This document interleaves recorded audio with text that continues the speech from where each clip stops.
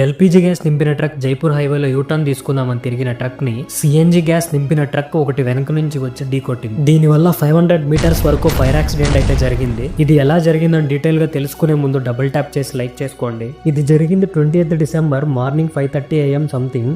U turn దగ్గరలో left side లో petrol bunk ఒకటి, రైట్ సైడ్ లో ఢిల్లీ పబ్లిక్ స్కూల్ కూడా ఉన్నింది. ఎల్పీజీ గ్యాస్ నింపిన ట్రక్ యూటర్న్ కోసం తిరిగినప్పుడు అదే టైంలో వెనక నుండి వచ్చిన ఇంకొక ట్రక్ ఢీ కొట్టడం ద్వారా 18 టన్స్ ఎల్పీజీ గ్యాస్ లీక్ అవ్వడంతో కొన్ని సెకండ్ల తర్వాత భయంకరమైన ఫైర్ యాక్సిడెంట్ అయితే జరిగింది. ఆ బ్లాస్ట్ 1 కిలోమీటర్ వరకు వినపడింది. అక్కడ ఉన్న పక్షులన్నీ ధ్వంసమైపోయి 14 మెంబర్స్ చనిపోయారు. అలాగే 40 మెంబర్స్ దాకా గాయపడ్డారు. 500 మీటర్స్ లో ఉన్న 40 కార్స్ వరకు మంటల్లో చిక్కుకున్నాయి. ఆ ట్రక్స్ వెనకనే ఉన్న ఒక్క బైకర్ కి హెల్మెట్ కాలిపోయి కళ్ళకైతే అంటుకునింది. అతని పక్కనే ఉన్న డబుల్ డెక్కర్ బస్సు కాలిపోయింది. కార్ డోర్స్ కాలిపోవడంతో లోపలున్న వాళ్ళు బయటకు రాలేక లోపలనే ఇరుక్కుపోయారు. ఎవరో ఒక్కరి నిర్లక్ష్యం వల్ల ఇంతమంది ప్రాణాలు పోవడం మీకు ఎలా అనిపించిందో కామెంట్ చేసి చెప్పండి. ఇలాంటి మరిన్ని 3D వీడియోలు తెలుగులో చూడాలనుకుంటే డూ సబ్స్క్రైబ్.